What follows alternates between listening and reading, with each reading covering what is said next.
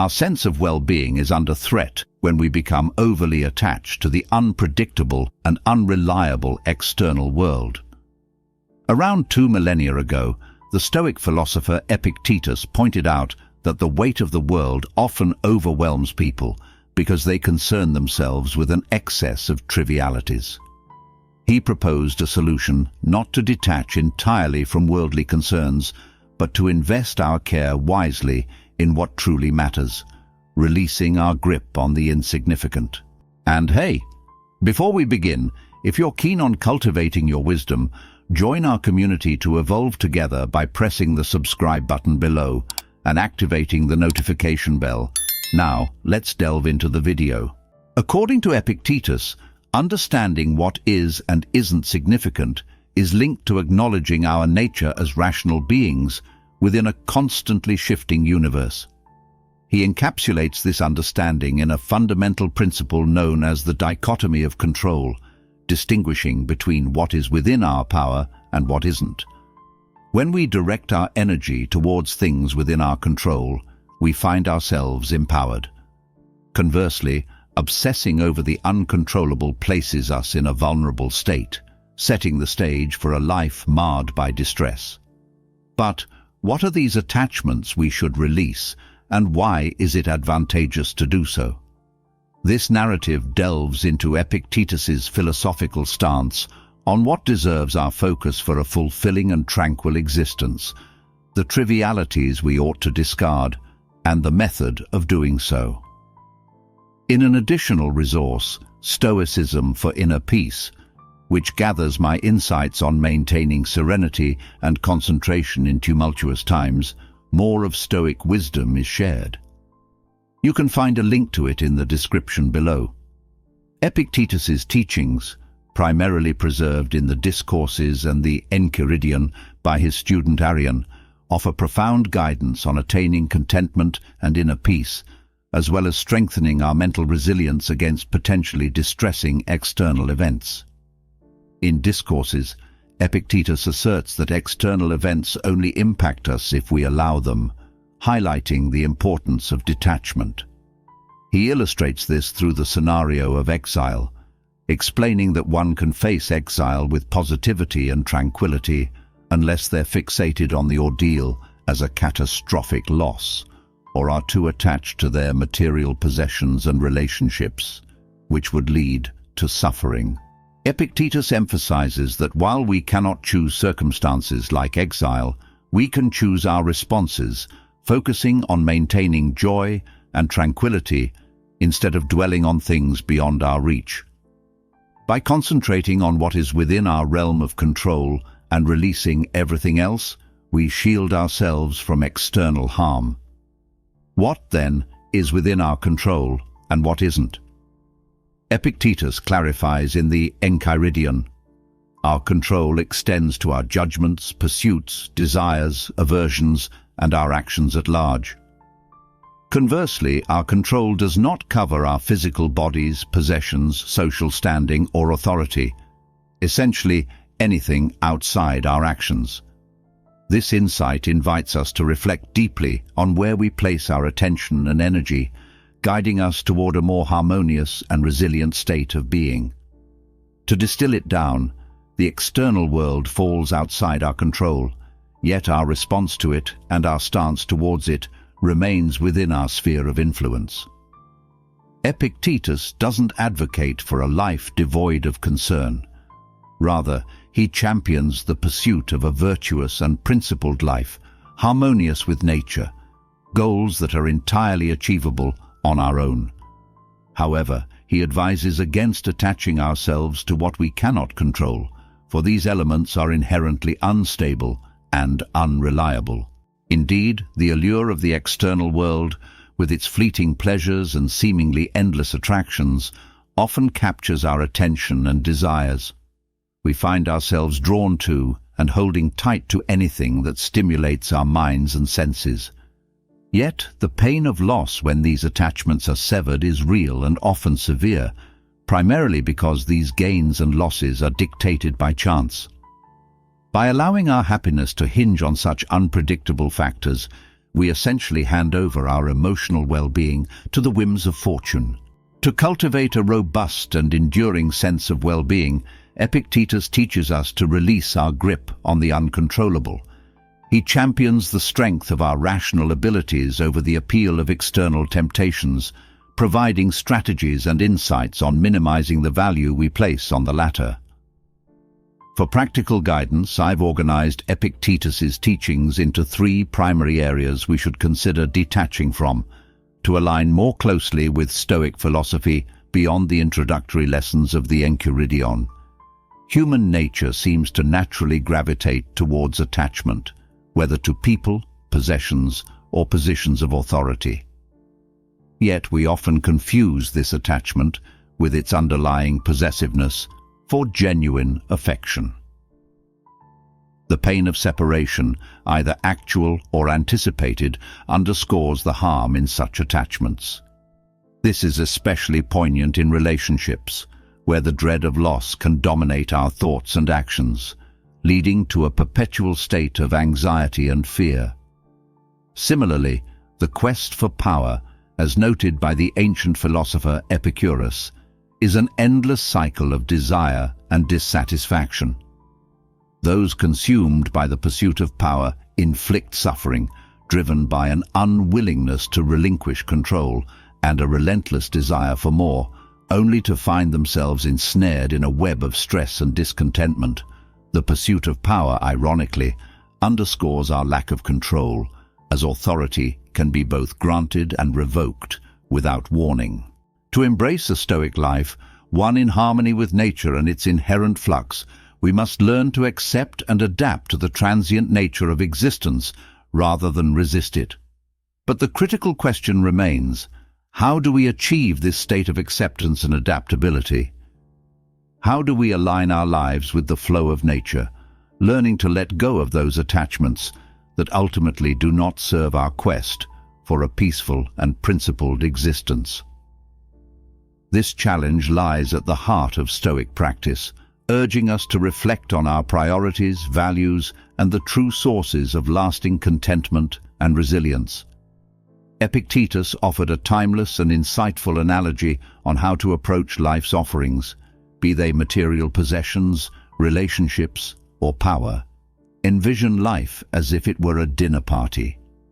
If something comes your way, he suggested, reach out and partake of it with moderation. If it bypasses you, let it go without hindrance.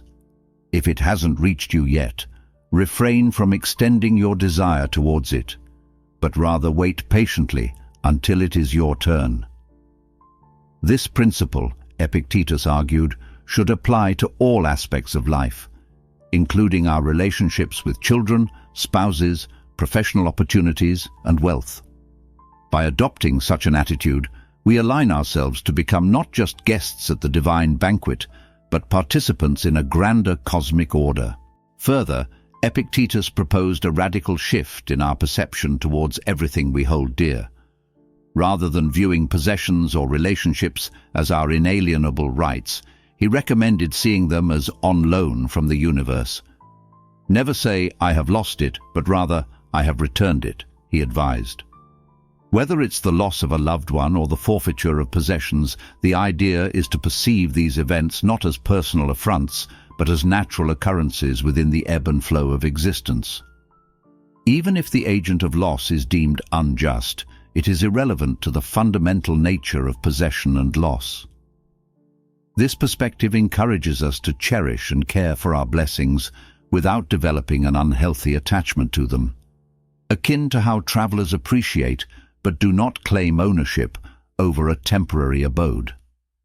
This Stoic view strips down the notion of ownership to its core, reminding us that, in essence, the only true possession we have is our capacity for reason. Everything external is transient, and by thinking of them as borrowed, we align more closely with reality. This realization guards against the inevitable distress associated with clinging to what essentially isn't ours to keep. Epictetus doesn't discourage enjoyment or possession. Rather, he teaches the virtue of detachment, ensuring that our happiness is not held hostage by the impermanence of the external world. Another profound area Epictetus urges us to re-evaluate is our dependency on the opinions of others. The desire to be esteemed, admired, or loved by our peers is a powerful force, one that can dictate actions, choices, and even our sense of self-worth. In an era where social acceptance seems paramount to personal success and happiness, Epictetus's teachings offer a refreshing counterpoint. He suggests that the external validation we often seek is far less valuable than inner peace and self-contentment. Yes, being well regarded can facilitate certain social and professional advantages, from forming friendships to advancing careers. Nonetheless, Epictetus challenges us to consider whether the pursuit of external approval is worth sacrificing our tranquility. The pursuit of likability, attractiveness, or professional recognition, while not inherently negative, becomes problematic when it supersedes our inner equilibrium. In essence, Epictetus calls us to a higher standard of self-reliance and self-validation, where our equanimity and sense of self are not for sale to the highest bidder of approval. This Stoic wisdom invites us to cultivate a fortress of tranquility within, impervious to the fluctuating opinions and validations of the external world, thereby granting us a more profound and lasting form of happiness. Epictetus, with his characteristic wit and wisdom, challenges us to reconsider our reaction to social slights, such as not being invited to a gathering. He highlights a simple yet profound truth. The cost of social acceptance often involves compromising our genuine feelings and values. If we're not genuinely interested in investing time and effort in someone's company, it's unreasonable to lament the absence of an invitation to their social events. The trade-off for not attending such gatherings is the freedom from insincerity and the discomfort of enduring unwelcome company. This, according to Epictetus, is a reward in itself, offering a kind of liberation not found in superficial social gratifications. The incessant chase for approval and likability is indeed a wearying endeavor, marked by actions and words that betray our true selves. The tranquility we seek cannot coexist with the anxiety bred by concern over public perception. Epictetus boldly suggests that enduring mockery, scorn, and misunderstanding is a small price for maintaining inner peace, autonomy, and calm. Embracing this outlook enables us to regard criticism with equanimity, even humor, recognizing that our critics are unaware of the full extent of our imperfections. The impact of others' opinions on us is a matter of our own making. The choice to be influenced by them is ours to make. Epictetus teaches us to evaluate these opinions judiciously, extracting any constructive feedback they may offer before releasing them into the oblivion of the past. This approach requires us to master our perceptions, understanding that insults and offenses are given power only by our interpretation. Furthermore, Epictetus extends this philosophy to our expectations and projections about life itself. The universe operates with indifference to our desires, and any attempt to impose our will upon it is futile.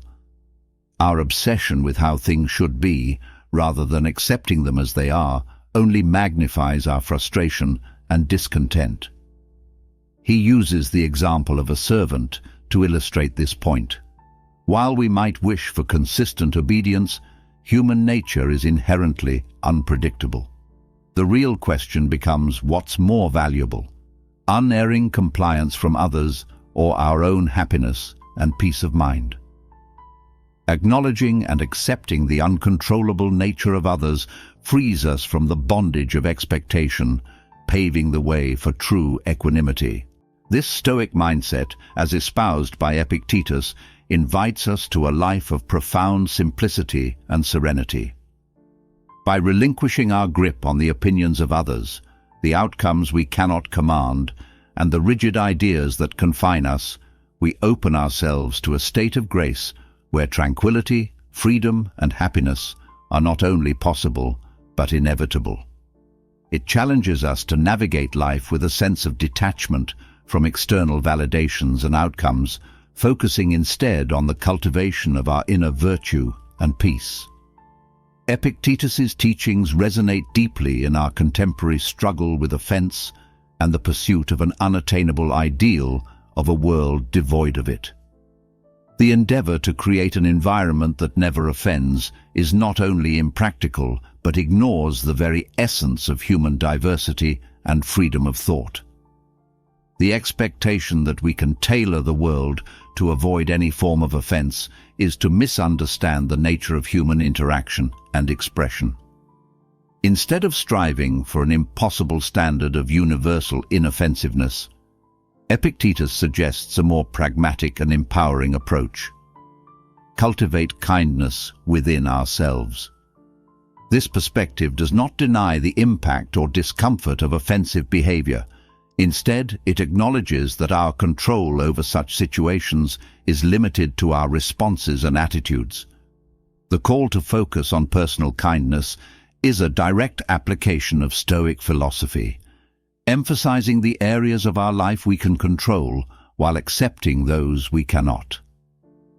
This approach fosters resilience, allowing us to navigate a world filled with diverse opinions and behaviors without losing our equilibrium.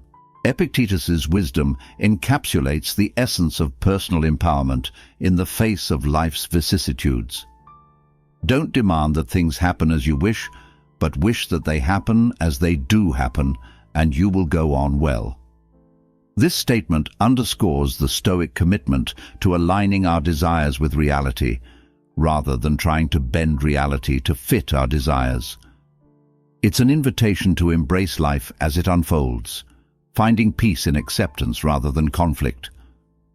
The Stoic principle of focusing on what is within our control, our thoughts, feelings, and actions, provides a blueprint for dealing with the inevitable challenges and offenses we encounter. While we cannot dictate the actions of others or the external world, we possess the ability to govern our internal world. This control over our inner life is the cornerstone of Stoic resilience. By accepting the world's flux and focusing on living virtuously despite external uncertainties, we align ourselves with the Stoic ideal of living in harmony with the nature of things. This acceptance doesn't signify defeat, but represents a profound understanding of where true power lies, in our capacity to maintain our tranquility and integrity, regardless of external circumstances. Through this lens, the Stoic practice is not just a philosophical doctrine, but a practical guide to a fulfilling and resilient life. Friends, join us on our journey of self-discovery and growth through Stoicism. Let us know in the comments how Stoicism has been helping in your life. Subscribe now to learn how to find serenity and inner strength amidst life's challenges.